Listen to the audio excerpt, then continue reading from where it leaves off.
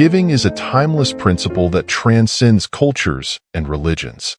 However, in the Bible, it holds a unique and profound significance. When we talk about tithing, many immediately think of the modern practice of setting aside a portion of income to support church functions or charities. But did you know that the concept of tithing has roots that stretch back thousands of years into the Old Testament? Today, we often view tithing as a general duty, but the Bible outlines a much more intricate system, one that goes far beyond simply giving money. In the Old Testament, tithing wasn't just a singular act. It was a multifaceted practice with diverse purposes and distinct requirements. It wasn't merely an individual offering. It was a communal act that served both religious and societal roles. It wasn't just about fulfilling an obligation. It was about honoring God and supporting the community. For the people of Israel, tithing was deeply intertwined with their relationship with God and the welfare of their society. It was a way to express faith, support spiritual leaders, and ensure that no one in their community was left behind. Through these practices, we catch a glimpse of the divine wisdom and how God instructed His people to manage their resources. Before we continue, I'd like to invite you to subscribe to this channel. By doing so, you'll stay connected with more educational and spiritually enriching content like this. Your support helps us continue spreading Christ's love and teachings to others who seek it. So, if you haven't already, take a moment to click the subscribe button and become part of our growing community. Now, let's dive deeper. What exactly made these tithes unique in ancient Israel? What were the motivations behind these laws, and how did they shape the everyday lives of the people? To answer these questions, we need to step back and examine the cultural and historical context of the Old Testament period. When God delivered His commandments to the Israelites, He wasn't just establishing rules for worship. He was creating a blueprint for a just and righteous society. The laws of tithing were part of a broader system designed to promote social justice, communal worship, and faithful stewardship. Each form of giving had a specific function, tailored to meet different needs and reinforce different values. One thing that stands out about the Old Testament is how detailed and organized the laws were regarding tithing. These commands weren't arbitrary, they were thoughtful and practical. They weren't just about transferring wealth, but about creating a rhythm of giving that fostered unity, generosity, and spiritual growth. For the Israelites, tithing wasn't merely a financial transaction. It was a sacred duty that connected them to one another and to God in a tangible way. Every aspect, what was to be given, who would benefit, and how it was distributed, was meticulously outlined. This attention to detail revealed that God cared not just about their faith, but also about the structure and well-being of their society. For modern readers, understanding these ancient practices can feel like piecing together a puzzle from a distant time. Many of us are familiar with the idea of tithing as giving a tenth of our income. But in the Old Testament, this principle had multiple layers and applications. The instructions around giving weren't random acts of charity. They were structured obligations meant to ensure the well-being of the entire community, from the priests who served in the temple to the poor and vulnerable.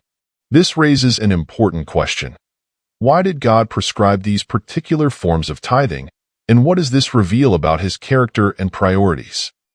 To truly grasp the significance of tithing in the Old Testament, we must first understand the broader context of ancient Israel's social and religious life.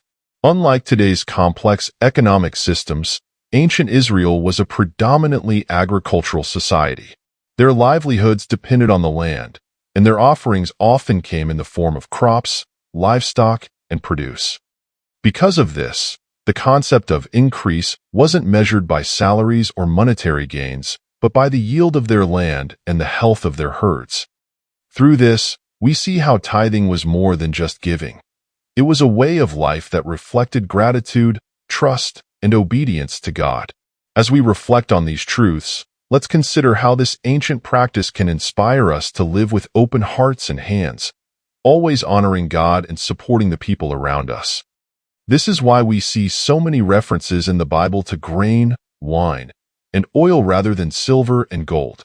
Tithing was directly connected to the agricultural cycle and the blessings of the land that God had given to his people. Moreover, tithing was more than just a personal expression of faith. It was a national act of obedience, reflecting the Israelites' covenant relationship with God. Each tithe served as a reminder that everything they possessed ultimately came from him. By faithfully following these commands, the Israelites demonstrated their trust in God's provision and acknowledged his sovereignty over their lives. It was an act of reverence and gratitude, but it also required careful planning and intentionality. Every harvest season, families would meticulously count their produce, set aside the required portions, and either bring them to designated places of worship or distribute them to the needy, as prescribed by the law. This practice wasn't always easy, especially during times of drought or poor harvests, but it was a vital part of their identity and faith. It called for self-discipline and a willingness to give, even when resources seemed scarce. In fact, one of the reasons the prophets often rebuked the Israelites was for neglecting these laws. When the people turned away from tithing, it wasn't just about failing to meet a quota. It was a sign that their hearts had grown distant from God and from the needs of their community. By failing to tithe, they broke a chain of generosity and provision that had been set in place to sustain their nation. Now, let's break down the distinct types of tithes outlined in the Old Testament and uncover the role each played in the spiritual and communal life of Israel. 1. The Levitical Tithe. The Levitical tithe is one of the most well-known forms of tithe in the Old Testament. Named after the Levites, a specific tribe within Israel, this tithe was foundational to all tithing practices in the Bible. However, its true meaning and function can often be misunderstood if we don't consider its historical and cultural context. By looking deeper into how this tithe worked, we uncover its essential role in supporting worship, spiritual leadership, and maintaining the religious life of Israel. To understand the significance of the Levitical tithe, we first need to look at who the Levites were and what made them different from the other tribes of Israel. The Levites were one of the 12 tribes, but unlike the others, they were set apart to serve in the tabernacle and later, the temple. Unlike the other tribes, they were not given a separate portion of land to cultivate. Instead, their role was to assist the priests, handle sacred responsibilities, and teach the law to the people. Because of these duties, the Levites could not work regular jobs or farm the land like the rest of the Israelites. So, how were they supposed to support themselves and their families? The answer was the Levitical tithe. According to Numbers 18:21-24, God commanded that a tenth of all produce and livestock from the other 11 tribes be given to the Levites as their inheritance. This tithe served as their source of income, enabling them to fully dedicate their lives to ministry without worrying about their daily needs.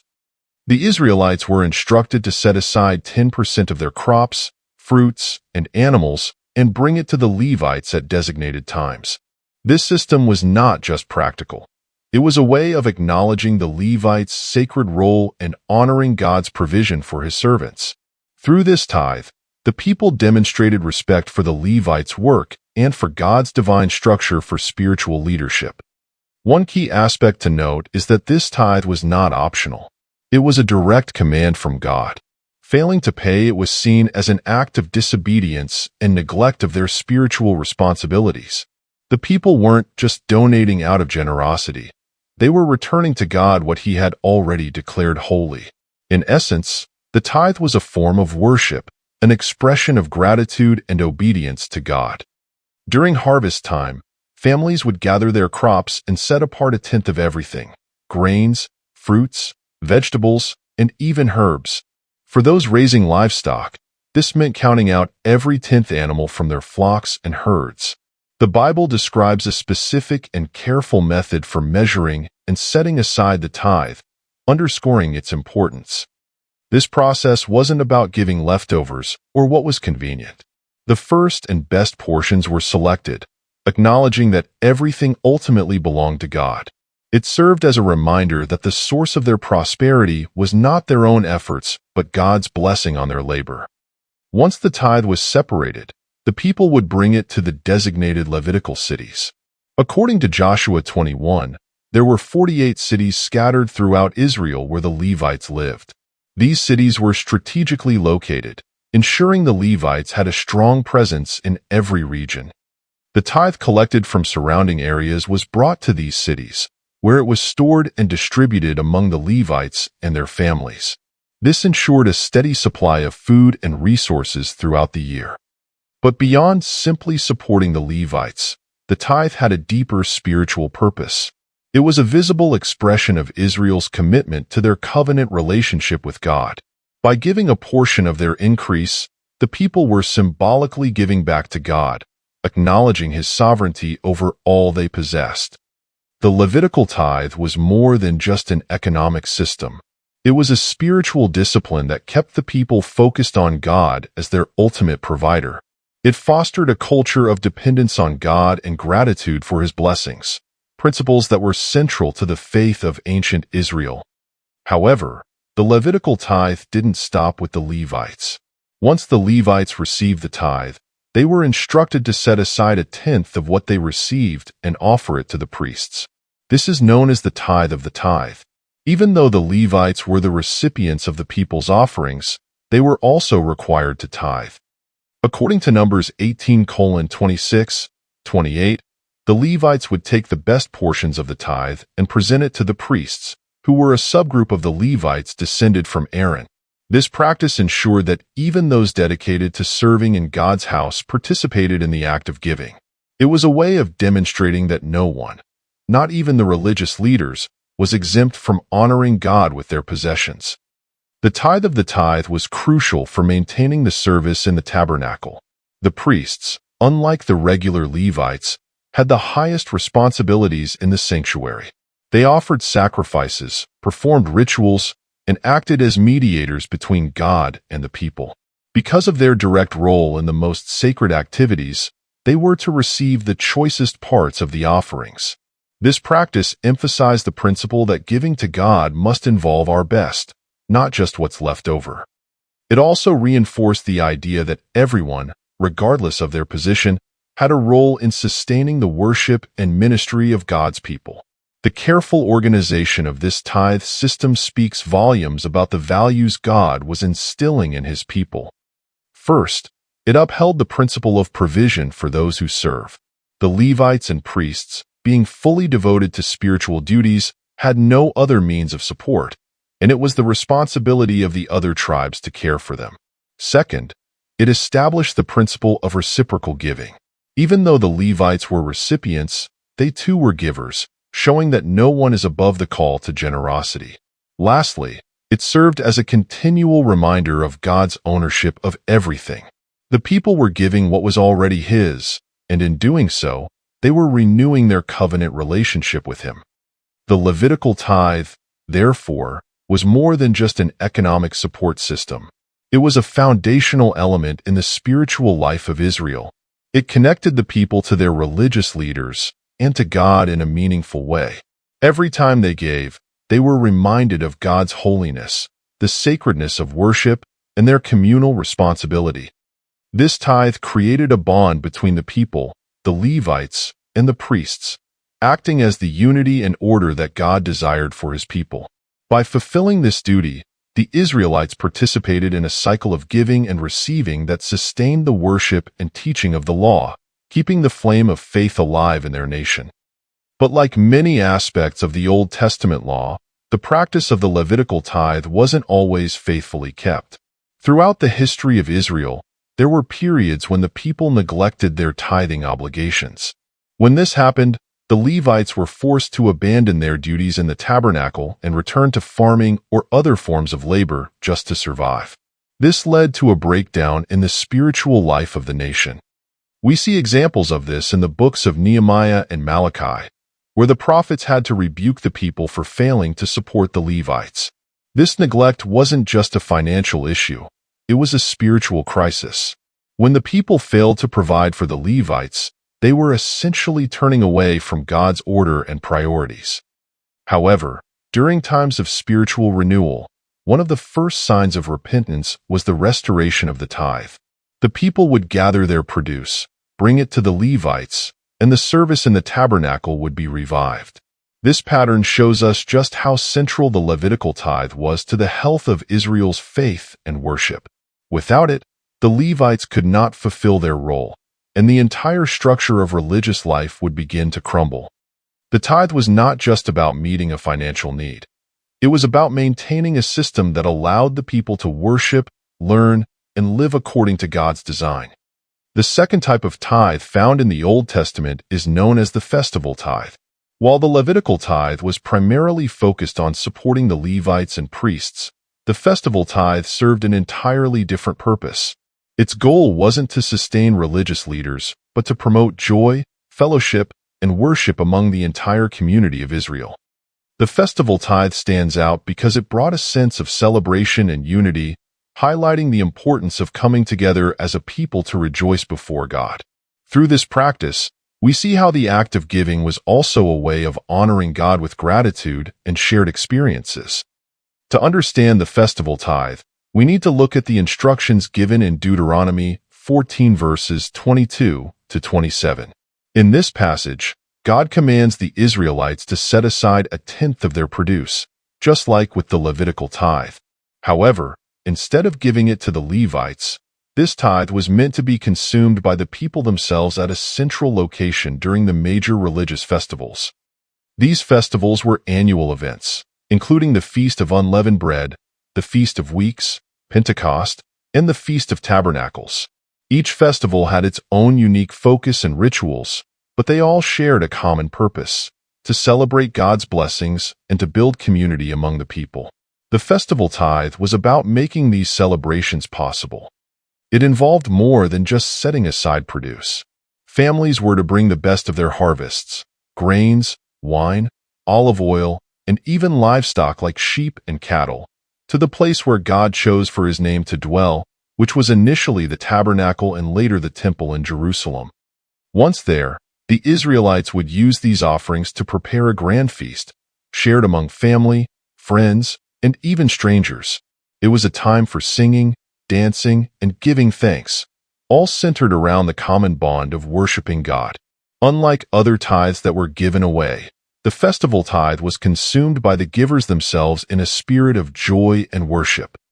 This distinction is significant. It reveals that God is not just concerned with solemn obedience, but also with a joyful expression of gratitude. The people weren't merely fulfilling a duty, they were celebrating the abundance God had provided. They were to eat and rejoice before the Lord, acknowledging that everything they enjoyed was a result of His goodness. The Festival Tithe, in essence, was an invitation from God to His people to celebrate life and faith together. But these celebrations weren't just personal, they were collective. Each family, no matter how small or large, was expected to make the journey to the designated place of worship and partake in the festival. For many, this meant traveling long distances, which could be a significant challenge, especially for those living far from Jerusalem. Understanding this, God made provisions to ensure everyone could participate. In Deuteronomy 14 verses 24 to 26, God provides an alternative for those who lived too far away to transport all their goods. If the journey was too long and carrying the produce or livestock was too burdensome, they were allowed to sell their tithe, convert it into silver, and bring the money to the festival. Once there, they could use the silver to purchase whatever they desired: food, wine, or livestock, so they could still hold the feast and celebrate with others. This flexibility shows God's sensitivity to the practical needs of His people while preserving the spirit of the command. The focus wasn't on the technicalities of what was given, but on the heart behind the giving and the act of celebration. Whether they brought their own goods or purchased them at the festival, the people were to use these resources to honor God and enjoy the time together. This practice ensured that no one felt excluded because of distance or logistical difficulties. Everyone was welcome at the table, and everyone had something to contribute to the shared joy of worship. The Festival Tithe was also unique because it encouraged the inclusion of all members of society, especially those who might otherwise be overlooked. In Deuteronomy 16 verses 11 to 14, God specifically commands the Israelites to include the Levites, foreigners, orphans, and widows in their celebrations. These were the groups who had no land or regular means of income, making it difficult for them to provide for themselves. By inviting them to the feast, the people were demonstrating the value of hospitality and compassion, which were core to God's teachings. This ensured that the blessings of the land were shared with everyone, not just those who were well off. Including these vulnerable groups wasn't simply an act of charity. It was a declaration that all were equal before God. It reinforced the principle that the community was to reflect God's character by caring for one another. When the Israelites gathered for these feasts, it was not just the wealthy or powerful who had a place at the table. The presence of the Levites, foreigners, orphans, and widows made the festival complete, turning the gathering into a true celebration of unity and shared blessings. The festival tithe thus became a powerful symbol of how God's people were to live, not in isolation or hierarchy, but in inclusive and joyful fellowship. The emphasis on joy is a striking feature of the festival tithe. Unlike other forms of giving that might have felt burdensome, this tithe was meant to be a delight. In Deuteronomy 14 verse 26, God explicitly tells the people to spend the tithe on whatever your heart desires, whether it be oxen, sheep, wine, or even strong drink. This statement might surprise some readers, as it seems to suggest indulgence. However, the purpose was not to promote selfishness. It was to show that God took pleasure in their joy when it was rooted in thankfulness and shared in the context of worship. The people were to enjoy the fruit of their labor, recognizing that God was the source of their prosperity. This joyful celebration had a deeper purpose as well. By gathering for these festivals and sharing the tithe together, the people were renewing their covenant relationship with God. Every meal, every song, and every act of sharing was a reminder of God's faithfulness and their identity as His chosen people. It was a way to remember the past, celebrate the present, and look forward to the future promises of God. The festival tithe, therefore, was not just about eating and drinking. It was a profound act of communal worship that strengthened their faith and their bonds with one another. However, these joyful gatherings required preparation. Setting aside the festival tithe demanded intentionality and planning throughout the year. Families had to be mindful of this tithe as they harvested their crops and tended their flocks. It wasn't a last-minute decision or an afterthought. They had to keep track of what was set aside and ensure that it was the best portion, untainted, unblemished, and worthy of the celebration. This discipline of preparing and anticipating the festival season created a rhythm of expectation and gratitude. By the time the festival arrived, the people were ready, both materially and spiritually, to enter into a time of worship and joy. But what happened if someone neglected this tithe or failed to attend the festival? Unlike the Levitical tithe, which carried severe consequences for neglect, the festival tithe had a different kind of weight. It wasn't about depriving the Levites of their support. It was about depriving oneself of the joy and fellowship that came from obeying God's command. Neglecting the festival tithe meant missing out on the opportunity to experience the fullness of worship and the richness of community life. It was a lost chance to celebrate God's goodness in the company of fellow believers, which, in itself, was a form of spiritual loss. The significance of this tithe becomes even more evident when we consider the context of the festivals themselves. The major festivals in Israel's calendar were designed to remind the people of key events in their history, such as the Exodus from Egypt or the giving of the law at Mount Sinai. These were not just random holidays. They were deeply tied to Israel's identity and faith story. By bringing the festival tithe to these gatherings, the people were actively participating in the remembrance of God's mighty acts and reaffirming their trust in His provision. It was a way of keeping their history alive and passing it on to future generations. Moreover, the festival tithe played a vital role in uniting the tribes of Israel. Since the festivals required everyone to gather at a central location, often in Jerusalem, they served as a point of connection for people from different regions and backgrounds. The shared experience of worship, feasting, and fellowship helped to strengthen the bonds between the tribes and create a sense of national unity. The tithe, which was used to fund these gatherings, became a tangible expression of their commitment to one another and to God. It ensured that the blessings of the land flowed freely among the people, preventing divisions and promoting harmony. In this way, the festival tithe wasn't just an act of obedience. It was a celebration of community, gratitude, and the abundant blessings of God. The third and final type of tithe outlined in the Old Testament is the poor tithe. Unlike the Levitical and festival tithes, which were meant to support spiritual leaders and foster communal celebration, the poor tithe had a very different focus. Its purpose was to provide for those who were most vulnerable in society: the widows, orphans, foreigners, and the poor.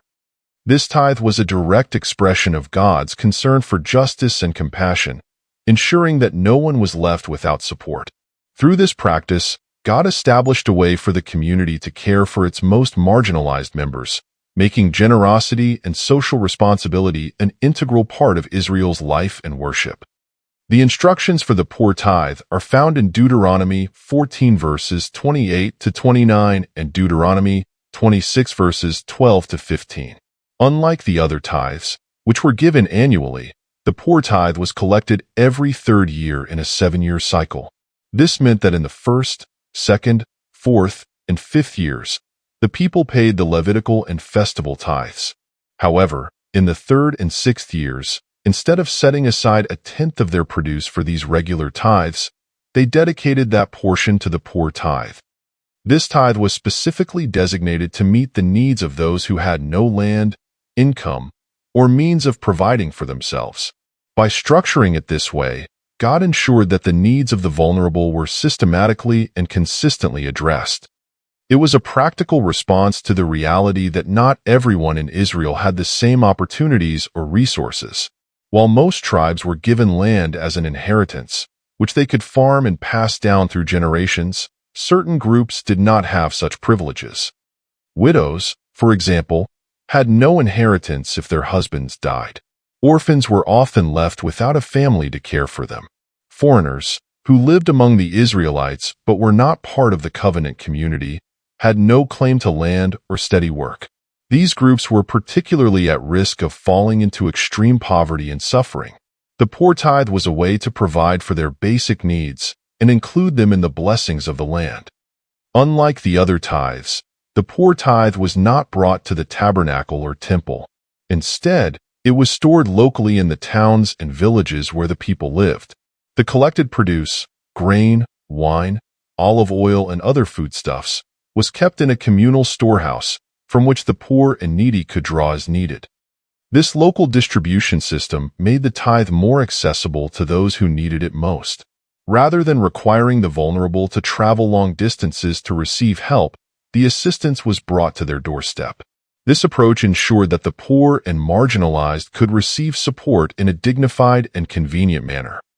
Besides meeting practical needs, the poor tithe also had a significant spiritual component. When the Israelites presented this tithe, they were not just fulfilling a social obligation. They were making a declaration of faith. In Deuteronomy 26 verses 13 to 15, God instructed the people to say a specific prayer when they had completed the poor tithe in the third year. This prayer was a solemn affirmation that they had followed God's commandments, cared for the needy, and maintained purity in their giving. It ended with a request for God's continued blessing on the land and the people. This practice tested the faith and integrity of the people, challenging them to give sacrificially and to believe that God would provide for them just as they were providing for others. One of the most remarkable aspects of the poor tithe was its inclusiveness. While other tithes focused on supporting specific groups, like the Levites, or occasions like the festivals, the poor tithe had a broad scope. It did not matter whether the recipient was an Israelite by birth or a foreigner residing in the land. It did not matter whether they were male or female, young or old. As long as they were in need, they had a right to benefit from the poor tithe. This inclusivity reflected the universal nature of God's compassion and his desire that no one should be left without help. Additionally, the poor tithe helped to maintain the dignity of those who received it. By establishing a local storehouse, God created a system where the poor could come and take what they needed without shame or embarrassment. They were not beggars at the mercy of individual donors. Instead, they were participants in a communal system of support that recognized their worth and value. This arrangement affirmed that the vulnerable were not outsiders or burdens, but integral members of the community. Their presence in the land was not seen as a problem to be solved, but as an opportunity for the people of God to demonstrate His love and justice in practical ways. The poor tithe also had a broader social impact. By regularly setting aside a portion of their produce for the poor, the Israelites were reminded of their shared responsibility for the welfare of the community. This practice countered any tendency toward greed or self-centeredness, fostering a culture of generosity and mutual care. It helped prevent the kind of economic disparity and exploitation that could tear a society apart. Everyone, from the wealthiest landowner to the poorest laborer, was connected through this system of giving. The rich were taught to hold their wealth with open hands, and the poor were given a place of honor and provision within the community. This tithe was not just about meeting immediate needs. It was about shaping a society that reflected God's values of justice, mercy, and compassion. By caring for the least among them, the Israelites were showing the world what it looked like to live under the rule of a just and loving God. It was a testimony to God's character and His concern for those who are often overlooked or ignored. Through this practice, the people of Israel became God's hands and feet, extending His care to the most vulnerable members of society. But, like the other tithes, the poor tithe was not always faithfully observed. Throughout Israel's history, there were periods when the people neglected this command, leading to increased suffering among the poor. When the prophets spoke out against Israel's sins, they often highlighted the nation's failure to care for the needy as one of the most serious offenses. Neglecting the poor tithe was not just an economic failing, it was a moral and spiritual failing. It showed that the people's hearts had turned away from God's commands, and that they were no longer living according to His standards of justice and mercy. In the book of Isaiah, God condemns the people for their religious hypocrisy, saying that their sacrifices and offerings are meaningless because they have neglected the needs of the oppressed and the vulnerable. In Isaiah 1 verse 17, He calls the people to seek justice, encourage the oppressed, defend the cause of the fatherless, plead the case of the widow. This was a direct reference to the kind of care that the poor tithe was supposed to provide. Similarly, in the book of Amos, the prophet denounces the wealthy for trampling on the poor and turning justice into bitterness. The poor tithe was a way for the community to align itself with God's will and invite His blessings upon the land and its people.